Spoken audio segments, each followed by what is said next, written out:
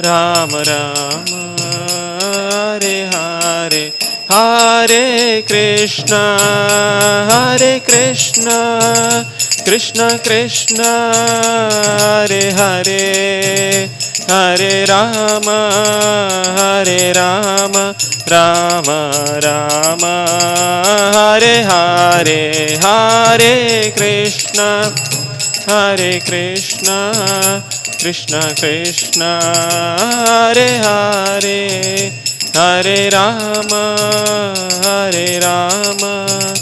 राम राम हरे हरे जय राधा वृंदावन चंद्र राधा वृंदावन चंद्र राधे जय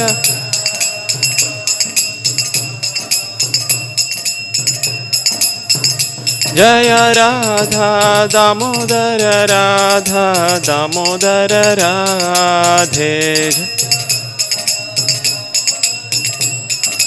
दामोदर राधे जय गौरनिताय जय गौरनिताय गौरनिताय जय गौरनिताय जय गौ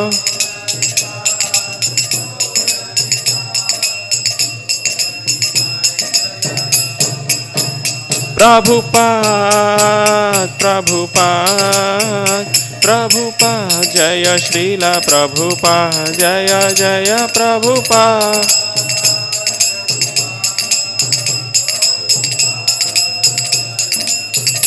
जय जय गुरुदेव गुरुदेव गुरुदेव जय श्रीला गुरुदेव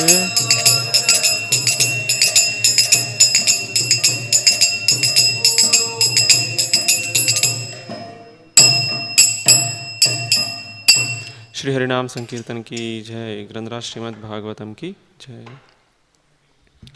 ओम नमो भगवते वासुदेवाय ओम नमो भगवते वासुदेवाय ओम नमो भगवते वासुदेवाय नारायणं नमस्कृत्य नरं चैव नरोत्तमं देवीं सरस्वतीं व्यासं ततो जयमुदीरये नष्टप्रायेषु अभद्रेषु नित्यं भागवत सेवया भगवतीरुत्तमश्लोके भक्तिर्भवति नैष्टिकी कृष्णाय वासुदेवाय देवकी नंदनाय च नंदगोपकुमाराय गोविंदाय नमो नमः। नमो पंकजनाभाय नमो पंकजमालिने नमः पंकजनेत्राय नमस्ते पंकजांग्रिहे। हरे कृष्ण। आज हम पढ़ रहे श्रीमद् भागवतम स्कंद 2 अध्याय 6 और आज का श्लोक है 12 से लेकर 16 तक करेंगे। आज 12वां श्लोक पढ़ रहे हैं हम। धर्मस्य मम तुभ्यं च कुमाराणां भवस्य च विज्ञानस्य च सत्त्वस्य परस्यात्मा परायणाम्। अर्धार्ध अनुवाद और तात्पर्य कृष्ण कृपामूर्ति श्री भक्तिवेदांत स्वामी श्रील प्रभुपाद द्वारा। श्रील प्रभुपाद की जय। धर्मस्य धार्मिक नियमों का या यमराज का मम मेरा तुभ्यम तुम्हारा च तथा कुमाराणाम चारों कुमारों का भवस्य शिवजी का च तथा विज्ञानस्य दिव्य ज्ञान का, च भी सत्वस्य सत्व का, परस्य महापुरुष की, आत्मा चेतना, परायणम आश्रिता। तथापि उस महापुरुष की चेतना धार्मिक सिद्धांतों का मेरा, तुम्हारा तथा चारों कुमारों सनक सनातन, सनत कुमार तथा सनंदन का निवास स्थान है। यही चेतना सत्य तथा दिव्य ज्ञान का वास स्थान है। 13 से लेकर 16 तक पढ़ेंगे और इसका जो है तात्पर्य है, इसलिए हम 16 तक पढ़ रहे हैं। श्लोक पढ़ रहा हूँ मैं पहले। अहम अहम भवान भवश्चैव तयिमे मुनयोग्रजाः सुरासुरा नरा नागाः कघा मृगा सरीसृपा गंधर्वाप्सरसो यक्ष रक्षो भूता गणोरगाः पशवः पितरः सिद्धा विद्याध्राश्चारणध्रुमा अन्ये च विविधा जीवा जलस्थला नभौकसः ग्रहक्षरकेतवस्तारास्तडितः स्थानयत्नवः सर्वं पुरुष ये वेदं भूतं भव्यं भवच्छयत् तेनेदमावृतं विश्वं वितस्ते मधितिष्ठति। अनुवाद। मुझसे मतलब ब्रह्मा से लेकर तुम तथा भव बोलो तो शिव, ब्रह्मा लेकर शिवा तक जितने भी बड़े बड़े ऋषि मुनि तुमसे पूर्व हुए हैं, वे देवतागण, असुरगण, नाग, मनुष्य, पक्षी, पशु, सरीसृप आदि तथा समस्त ब्रह्मांडों की सारी दृश्य अभिव्यक्तियाँ, यह ग्रह, नक्षत्र, पुच्छल तारे, सितारे, विद्युत, गर्जन तथा विभिन्न लोकों के वासी यथा गंधर्व, अप्सरा, यक्ष, राक्षस, भूतगण, उर्ग, पशु, पितर, सिद्ध, विद्याधर, चारण एवं अन्य विविध प्रकार के जीव, जिनमें पक्षी, पशु तथा वृक्ष एवं अन्य जो कुछ हो सकता है, सभी सम्मिलित है। वे सभी भूत, वर्तमान तथा भविष्य सभी कालों में भगवान के विराट रूप द्वारा आच्छादित है। यद्यपि वे इन सबों से परे रहते हैं और सदैव एक बालिश्यत आकार के रूप में रहते हैं। तात्पर्य। भगवान अपनी आंशिक अभिव्यक्ति द्वारा परमात्मा के रूप में 9 इंच से अधिक माप के नहीं होते। वे अपनी योग माया से विराट रूप में विस्तार करते हैं, जिसमें चराचर जीवों की विभिन्न किस्मों के रूप में व्यक्त जैविक तथा अजैविक सारी वस्तुओं आ जाती है। अतएव ब्रह्मांड की व्यक्ति किसमें भगवान से भिन्न नहीं होते, ब्रह्मांड की व्यक्त किसमें भगवान से भिन्न नहीं होती। जिस प्रकार विभिन्न रूप रंग के सुनहले आभूषण सर्वान की मूल राशि से भिन्न नहीं होते। दूसरे शब्द में भगवान वह परम पुरुष है जो सृष्टि के भीतर प्रत्येक वस्तु पर नियंत्रण रखता है और फिर भी वह समस्त व्यक्त भौतिक सृष्टि से भिन्न पृथक परम सत्ता बना रहता है। इसीलिए भगवत गीता 9.4 और 5 में उन्हें योगेश्वर कहा गया है। प्रत्येक वस्तु भगवान श्री कृष्ण की शक्ति पर निर्भर है, फिर भी वे ऐसे रूपों से पृथक और परे रहते हैं। ऋग मंत्र के वैदिक पुरुष सूक्त में पुरुष सूक्त में भी इसकी पुष्टि हुई है।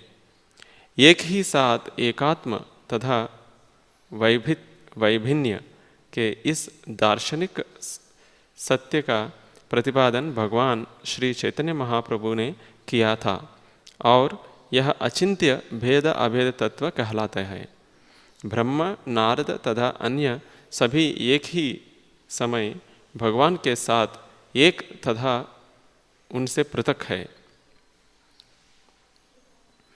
हम सभी उनके साथ उसी तरह है जिस तरह सोने के आभूषण गुण में स्वर्ण राशि के समान है, लेकिन सोने का कोई भी एक आभूषण मात्र में स्वर्ण राशि के तुल्य नहीं होता। यह स्वर्ण राशि कभी समाप्त नहीं होती, चाहे उससे असंख्य आभूषण क्यों ना बनाए जाए, क्योंकि यह राशि पूर्णम है। यदि पूर्णम में से पूर्णम निकाल लिया जाए तो भी परम पूर्णम ही बना रहता है। यह तथ्य हमारी वर्तमान अपूर्ण इंद्रियों द्वारा अचिंत्य है। इसीलिए भगवान चैतन्य अपने दार्शनिक सिद्धांत को अचिंत्य कहते हैं और जैसा कि भगवद गीता तथा भागवत से भी पुष्टि होती है, भगवान चैतन्य का अचिंत्य भेदाभेद तत्व परम सत्य विषयक पूर्ण दर्शन है।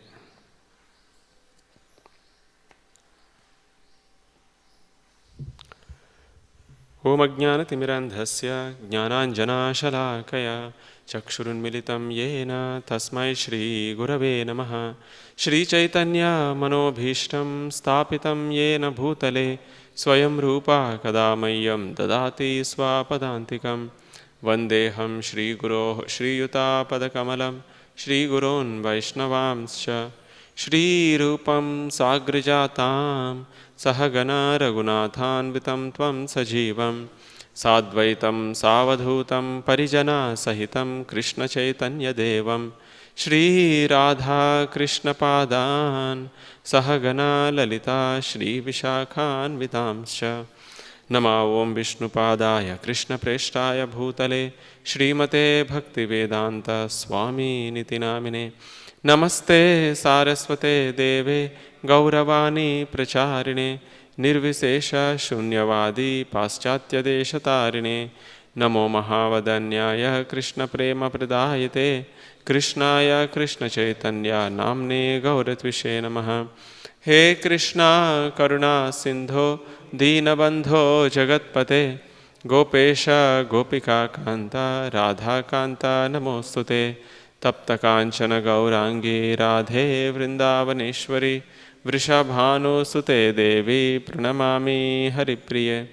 वाञ्छाकल्पतरुभ्यश्च कृपा सिन्धुभ्य एव च पतितानां पावनेभ्यो वैष्णवेभ्यो नमो नमः।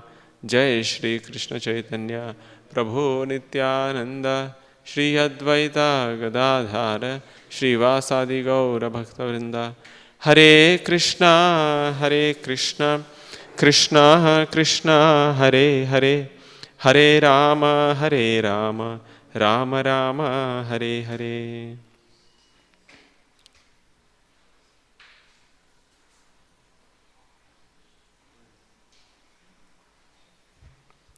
हरे कृष्ण।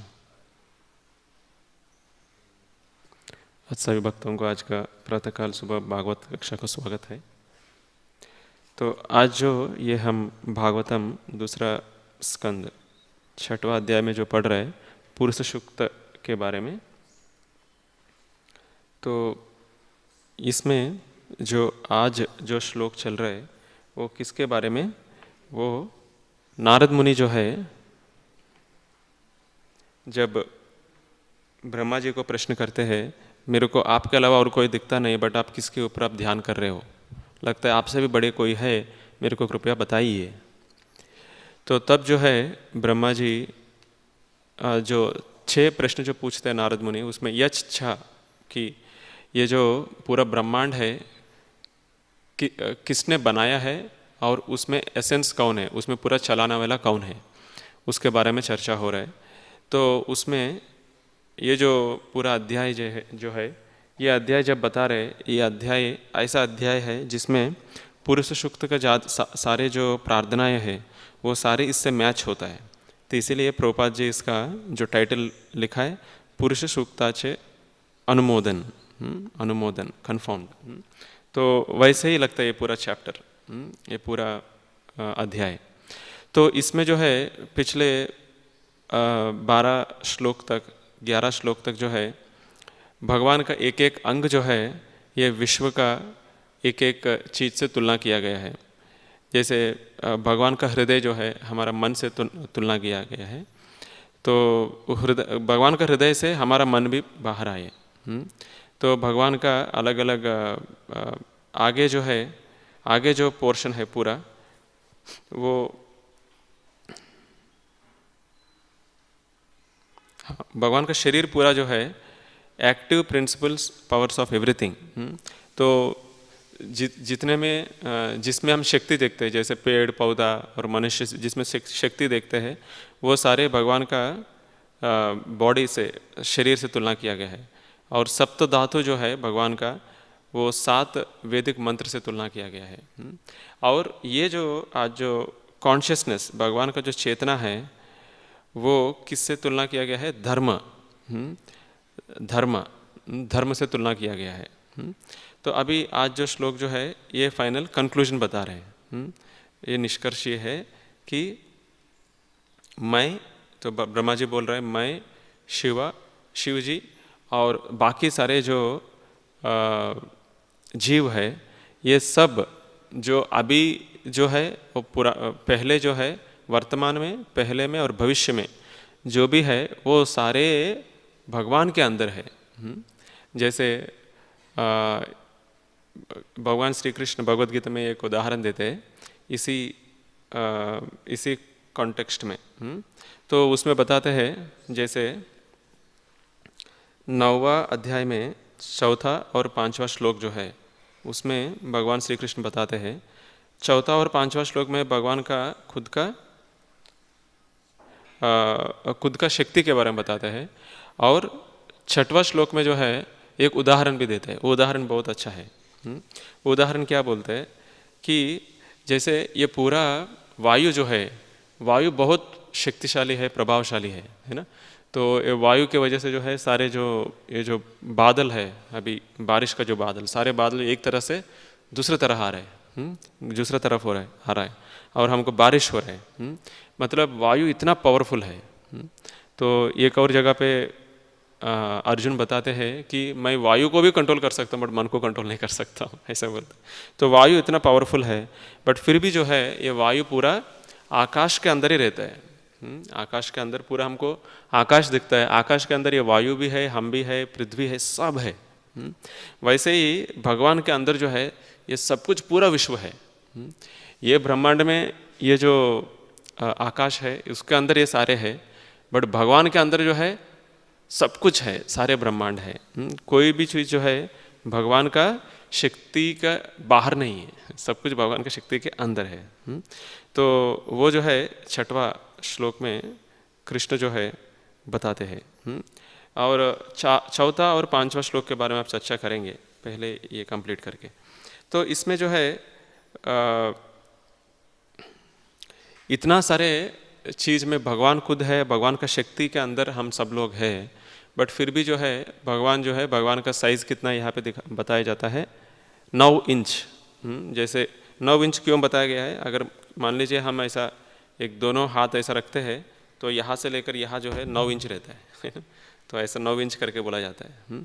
बट हमारा आत्म जो है, हाँ, यहाँ से यहाँ तक ऐसा 9 इंच 9 इंच बोला जाता है। तो ये आत्म जो है, आत्म का साइज कितना है? हाँ, बाल का जो है कोने में जितना साइज है उसका 10,000 उसको टुकड़ा करते हैं, उतना साइज है। बट परमात्मा का साइज क्या है? इतना है मतलब हमसे बहुत बड़े है ना। तो कई जगह पे आचार्य ने बताते हैं कि परमात्मा से इतना ही है ऐसा नहीं है, यहाँ पे फिगरेटिव है, मतलब परमात्मा और आत्मा का हम तुलना नहीं कर सकते ऐसा करके बताने के लिए। जैसे मान लीजिए अगले जो सेक्शन आ रहा है वो एक पाद विभूति और त्रिपाद विभूति के बारे में आ रहा है। तो मतलब ये जो भौतिक जगत है 4 हिस्सा में एक हिस्सा है, और आध्यात्मिक जगत है 3 हिस्सा है। तो वो भी जो है एक फिगरेटिव है। फिगरेटिव बोले तो हमको समझाने के लिए कि मतलब इससे वो बहुत बड़े करके समझाने के लिए इसे फिगरेटिव है। ये एग्जैक्ट डिटेल्स तो नहीं है, फिगरेटिव बोला जाता है इसको। तो ऐसा जो है ये सब ये परमात्मा जो है, परमात्मा का रूप में भगवान सब जगह पे विस्तारित है।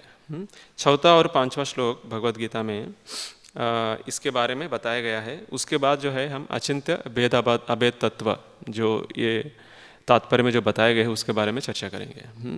चौथा और 5वां श्लोक में जो है भगवान श्री कृष्ण अपना खुद का जो द मोस्ट कॉन्फिडेंशियल नॉलेज, भगवान का जो गुह्य ज्ञान जो है भगवान श्री कृष्ण खुद ही देते हैं। उसमें लगभग पहला ही श्लोक जो है वो इसके बारे में बताया जाता है। चौथा श्लोक में मया ततमिदं सर्वं जगद अव्यक्त मूर्तिना मत्स्यानि सर्वभूतानि न चाहम तेष्वस्थितः। तो मैं मेरा जो अनमैनिफेस्टेड फॉर्म, अनमैनिफेस्टेड हिंदी में क्या बोलते हैं? अव्यक्त, अव्यक्त, अव्यक्त रूप ना, हाँ, अव्यक्त रूप, अप्रकट रूप। तो अव्यक्त रूप में जो है मैं ये पूरा ब्रह्मांड को मैं विस्तार करता हूँ। ये ब्रह्मांड के सारे जीव मेरे में है बट मैं उनमें नहीं हूँ ऐसा बताते हैं। तो ये भी जो है एक तरह से जो है अचिंत्य भेद अभेद तत्व। क्योंकि एक ही बार जो है अगर 2 चीज़ बताते हैं हम कैसे समझ सकते हैं? जैसे हम किसी को बताया आप यहाँ पे बैठो और मेरे लिए पानी लेके आओ, कैसे होगा दोनों साथ में? तो वो दोनों साथ में नहीं होता है। तो बट भगवान का जब हम भगवान के बारे में जब हम विश्लेषण करते हैं बट दोनों एक साथ होता है भगवान के बारे में। तो वह कैसे है यहाँ पे प्रभुपाद जी ये तात्पर्य बताते हैं।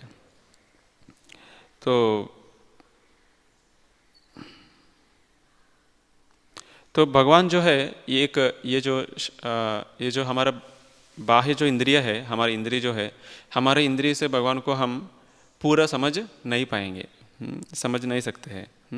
तो बट भगवान जो है हम समझ नहीं सकते हैं। इसका मतलब क्या है? हम भगवान को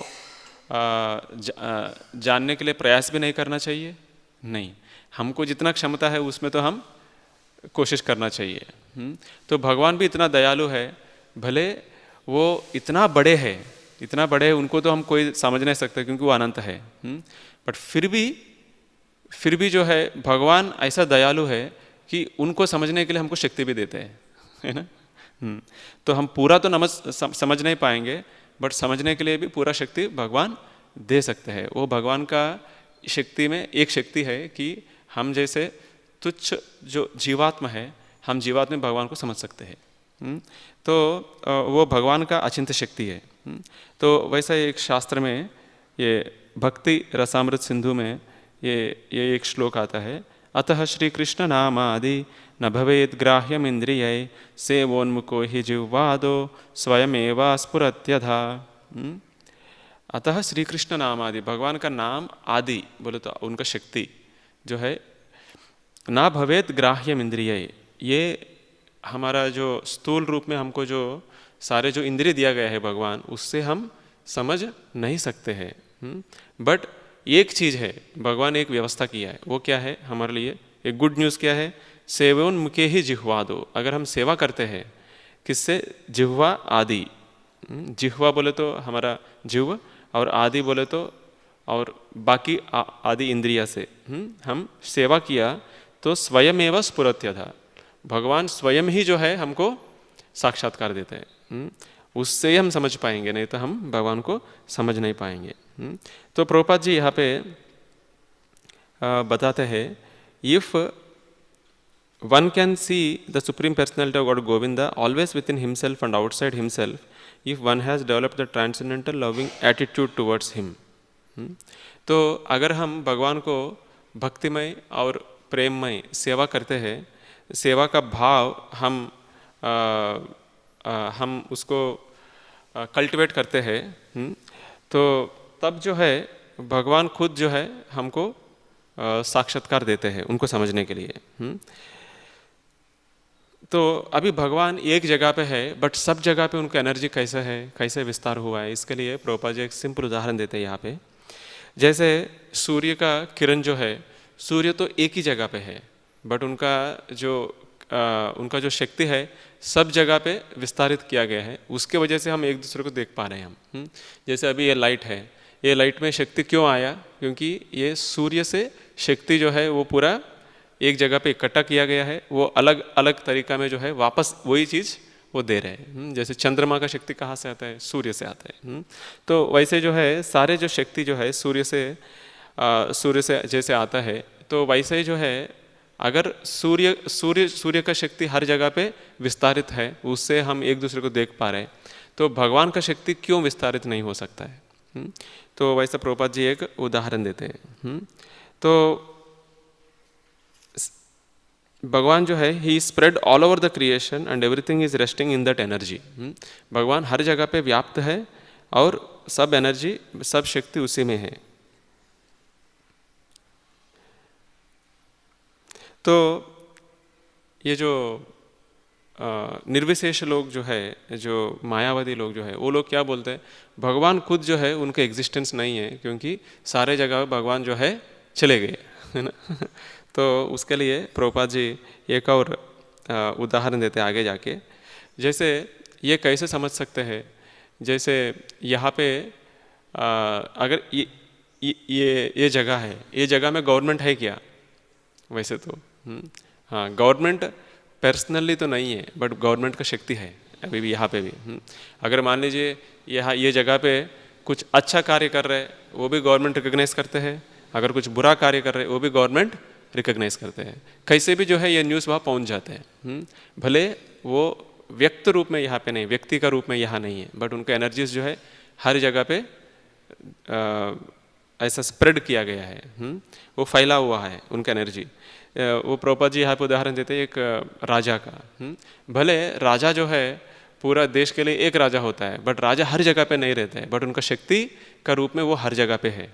वैसे ही भगवान जो है भले हर जगह पे नहीं दिखता है हमको, बट उनका शक्ति का रूप में वो हर जगह पे वो रहता है। जैसे हम कुरुक्षेत्र युद्ध का टाइम पे हमने सुना कि जो भीष्म जो है शपथ लेते हैं, कल जो है अगर भगवान नहीं बचा पाते इनको तो ये सब लोग मर जाएंगे, ऐसे करके 5 बाण को पूरा शक्ति देते हैं। तो वो चीज़ जो है दुर्योधन को भी जो है उनको लगता है कि ये अगर ये बाण कल भीष्म कहीं घुमा दिया तो ऐसे करके वो खुद जो है वो सारे बाण जो है अपने पास ही रखते हैं। अपने पास ही रख के रात को सोते हैं। तो तब जो है अर्जुन आते हैं वहाँ पे। अर्जुन आके पूछते हैं, जब अर्जुन जैसे आते हैं तो दुर्योधन पूछते हैं कैसे आए यहाँ पे रात को, क्या चाहिए मेरे से? आपको जो चाहिए वो मांगो, आपको राज्य चाहिए तो भी मांगो करके बोलते हैं। तो अर्जुन बोलते हैं नो, वो तो हम लड़के जीत ही लेंगे, उसके लिए तो कुछ टेंशन नहीं है उसका नहीं है। फिर आपको क्या चाहिए करके बोलते हैं, नहीं मेरे को कृष्ण ने भेजा है, आपके पास कुछ 5 बाण है वो चाहिए मेरे को बोलते हैं ना। तो वैसे तो अर्जुन तो वहाँ पे जाने वाला नहीं थे। क्योंकि अर्जुन को भीख मांगने का तो वो क्षत्रिय, वो क्यों मांगेंगे दान या भीख क्यों मांगेंगे? तो बट फिर भी जो है तो अर्जुन इसीलिए जाते हैं क्योंकि कृष्ण को पता है ये शक्ति जो है, ये भीष्म जो उसका शक्ति दिया है, वो शक्ति ऐसे साधारण शक्ति नहीं है। तो वो जो है वो लड़के तो नहीं कर सकते हम, वो ऐसे ही लेना चाहिए करके जाके पूछते। क्योंकि अर्जुन भी भूल जाता है। एक बार जो है दुर्योधन बोलता है आपको जो चाहिए वो मांगो मेरे से। वो बहुत बड़ा स्टोरी इसने नहीं बोल रहे। तब अर्जुन बोलते हैं मैं आपसे कुछ नहीं चाहिए मेरे को, अगर फ्यूचर में कभी लगा तो तब देखेंगे, ऐसा करके बोलते हैं। तो वो कृष्ण जो है अर्जुन को याद दिलाते हैं, आपको याद है, आपको ऐसा बताया, अभी जाके मांगो करके बोल, टाइम आया करके बोलते हैं। तब दुर्योधन को जब ऐसा मांगा, ऐसा 5 बाण के बारे में, तब दुर्योधन को समझ में आता है कि मतलब अभी इन लोग को कोई मार नहीं सकते, क्योंकि भीष्म अपना पूरा शक्ति इसमें ताकत लगाया गया है, बट ये चीज़ जो है मेरे हाथ से अभी जा रहा है। तो तब पूछते आपको किसने बताया? तब क्या बोलते हैं अर्जुन, मेरे को कृष्ण ने बताया। तो ये चीज़ जो है कृष्ण ऐसा बार बार जो है, क्योंकि उनको वर्तमान, भविष्य और भूतकाल सब भगवान जानते हैं। तो हम लोग जो है ये चीज़ भले कितना भी प्रयास करें वो चीज़ हम नहीं जान सकते। जैसे भूतकाल जो है, जैसे कोई अगर कुछ हम ऋषि मुनि लोग के पास जाते हैं, जैसे हर जगह पे, जैसे आंध्रा में एक जगह है, वो जगह में एक ऋषि है, तो उनका अगर पूछते भविष्यकाल भी बताते हैं वो। तो उनको एक बार एक व्यक्ति ने पूछा गया है, आप तो भविष्य भी जानते हैं, आप उसको थोड़ा चेंज कर सकते हैं क्या? नहीं, वो मेरे हाथ में नहीं है। वो मेरे हाथ में नहीं। तो मतलब वो लोग जान सकते हैं, बस वो उनका हाथ में नहीं रहता है। बहुत बार जो है ये चीज़ अच्छा है कि मतलब पूरा भविष्यकाल नहीं जाना तो अच्छा है ना। तो क्योंकि हमको पता है हमारा भविष्य में हम तो पूरा, हमारा शरीर तो पूरा क्षीण होने वाला है, हम तो मरने वाला है। तो बट अगर वो चीज़ अभी देख लेते हैं हम, तो हम जो है सहन नहीं कर पाएंगे ये शरीर में, है ना। तो इसीलिए एक चीज़ अच्छा है, ये जीवात्मा को जो है ये सब समझ में नहीं आना चाहिए। जीवात्मा के लिए एक ही चीज़ इम्पोर्टेंट है। क्या इम्पोर्टेंट है? वर्तमान में क्या करना चाहिए, वही उनके लिए इम्पोर्टेंट है।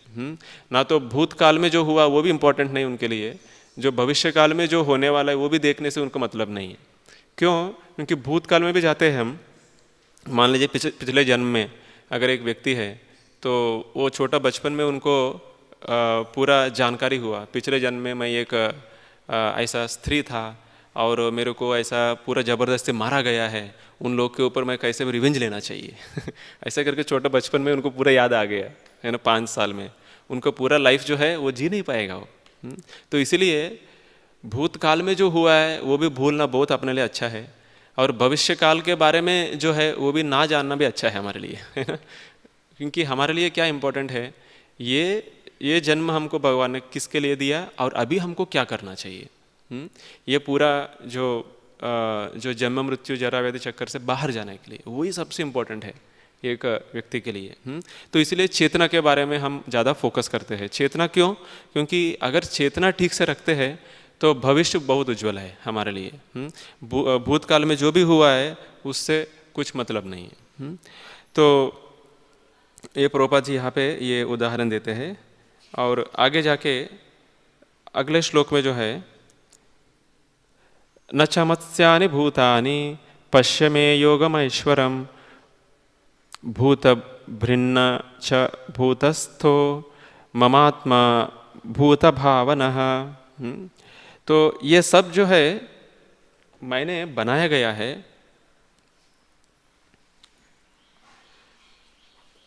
एक मिनट।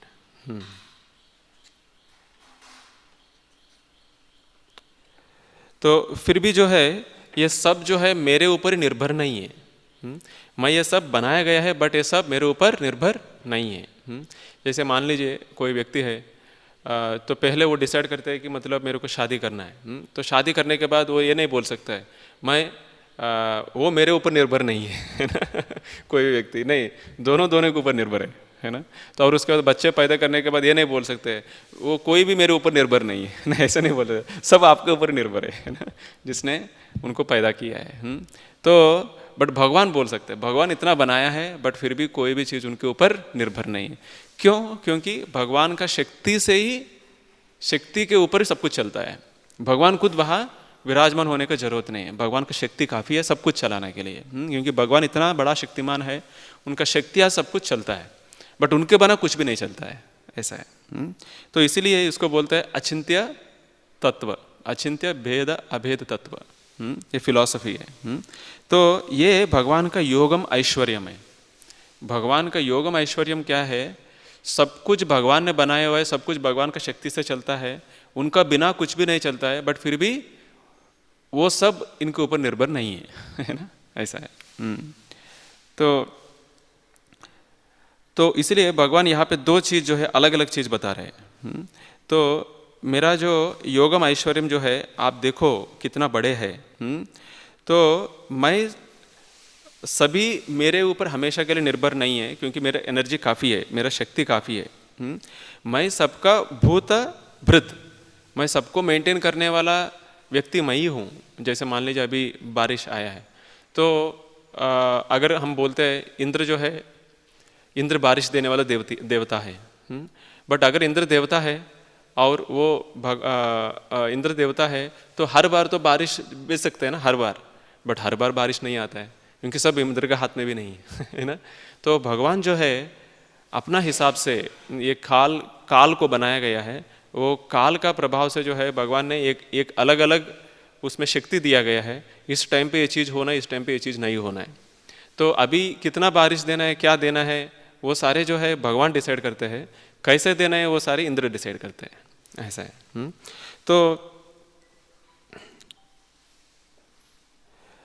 तो ये सारे जो ब्रह्मांड जो है, ये जो ब्रह्मांड जो है, पूरा ब्रह्मांड में अलग अलग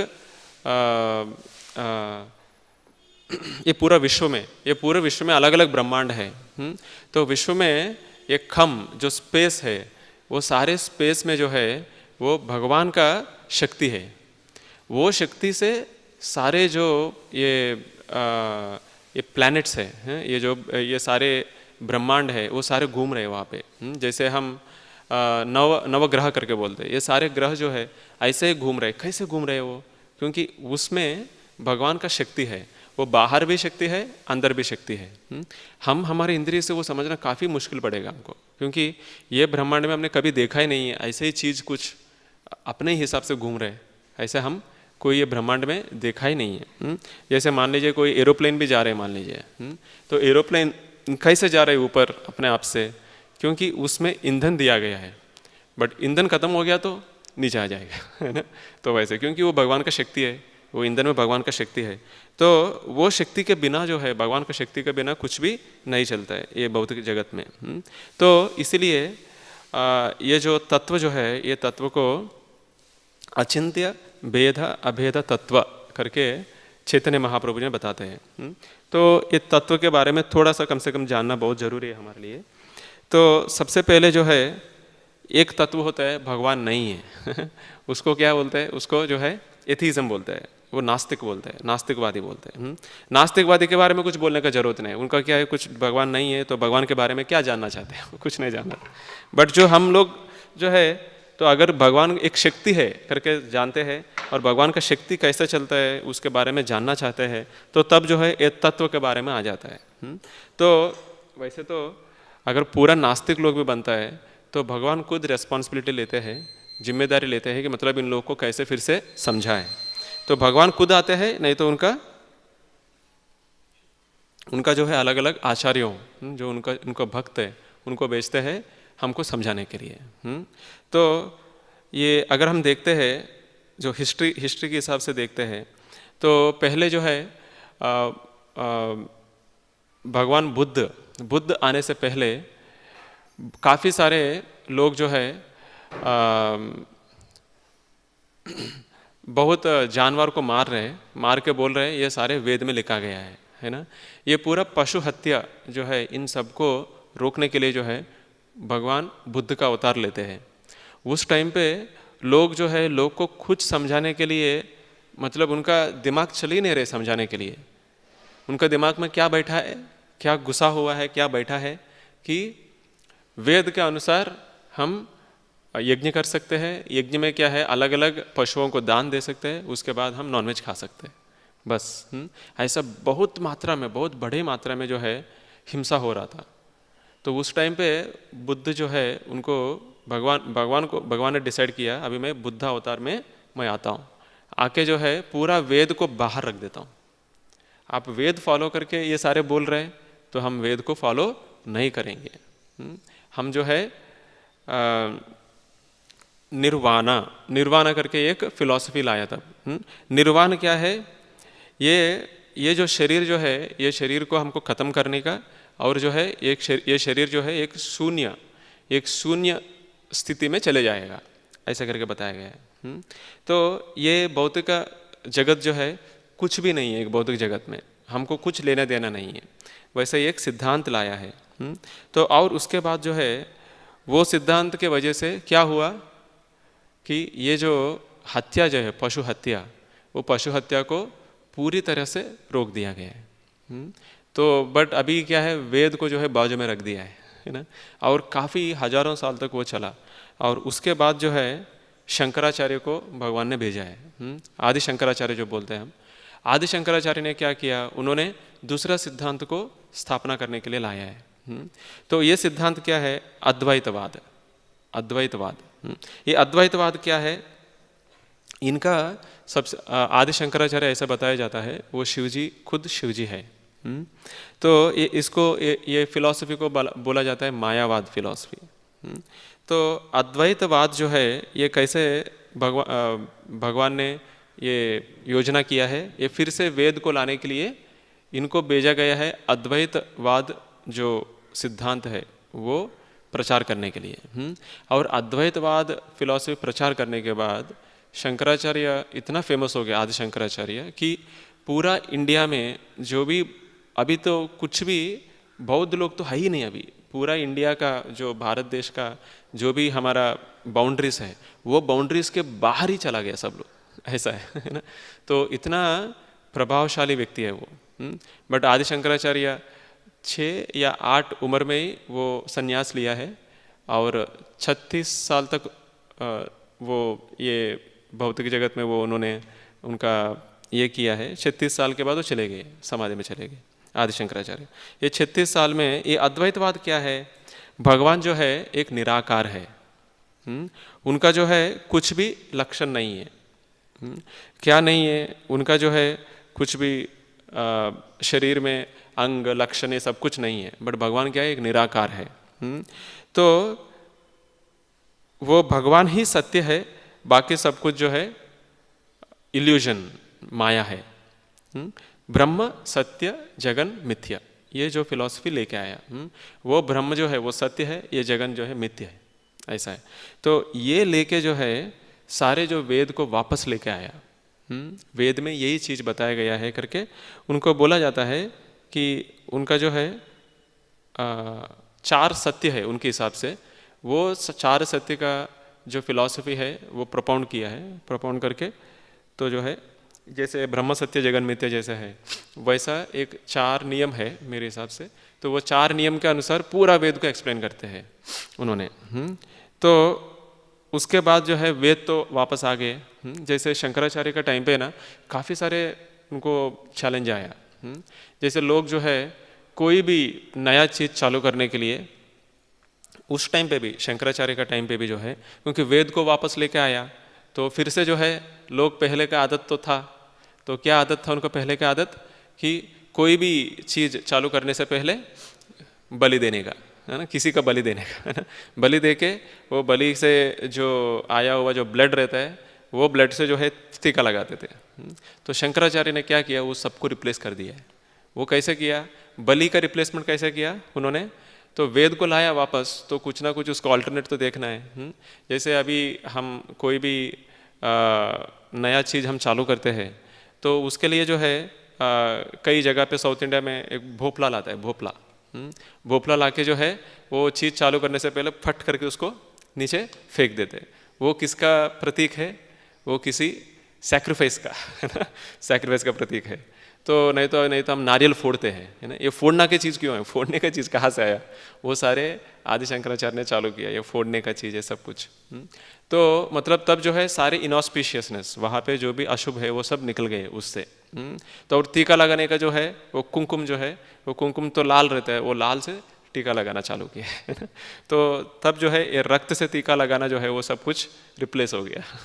आदि शंकराचार्य ने काफ़ी सारे चीज़ ऐसा किया है, बट वो तो भगवान शिव है, वो आया है ऐसा रूप में, बट वो खुद भी भक्त है शिव। तो इसीलिए शंकराचार्य ने जो है उसी के साथ साथ जो है 2 चीज़ ऐड कर दिया है, एक है तुलसी का पूज, एक है शालिग्राम का पूज, है ना। ये दोनों इंट्रोड्यूस कर दिया है ना। जो भी वेद को फॉलो करते हैं उनके पास शालिग्राम होना चाहिए, और जो भी वैदिक अथॉरिटी में है उनके पास तुलसी होना चाहिए। इसीलिए ऑलमोस्ट हर घर पे तुलसी तो रहता ही है, कुछ भी नहीं है तो। और अगर हमारा पूर्वज का, अगर आप लोग देखिए, आपका पूर्वज का कुछ देखिए, कहीं ना कहीं शालिग्राम का कुछ ना कुछ पूजा होती है। क्यों, ये सारे आदि शंकराचार्य ने लाया है। एक तरह से बाहर रूप से जो है वो अभक्त नहीं है, मतलब मैं वेदास फॉलो कर रहा करके दिखा रहे, और दूसरा तरह से जो है धीरे धीरे सबको वैदिक फोल्ड में लेके आया उन्होंने। तो आदि शंकराचार्य, इसलिए उनका काम जो है काफ़ी मुश्किल चीज़ था वो जो किया है वो सिर्फ भगवान या भगवान का शक्ति शिव जी जैसे कोई कर सकते हैं, नहीं तो कोई नहीं कर सकते। तो इसलिए लास्ट में जो है वो खुद ही भज गोविंदम उन्होंने खुद ही बताया। तो गोविंदम भज मूढ़मते। तो और वैष्णविज्म उसके बाद जो है रामानुचार्य जो आया है वो वैष्णविज्म को इंट्रोड्यूस किया, उसको बोलते हैं विशिष्ट अद्वैतवाद।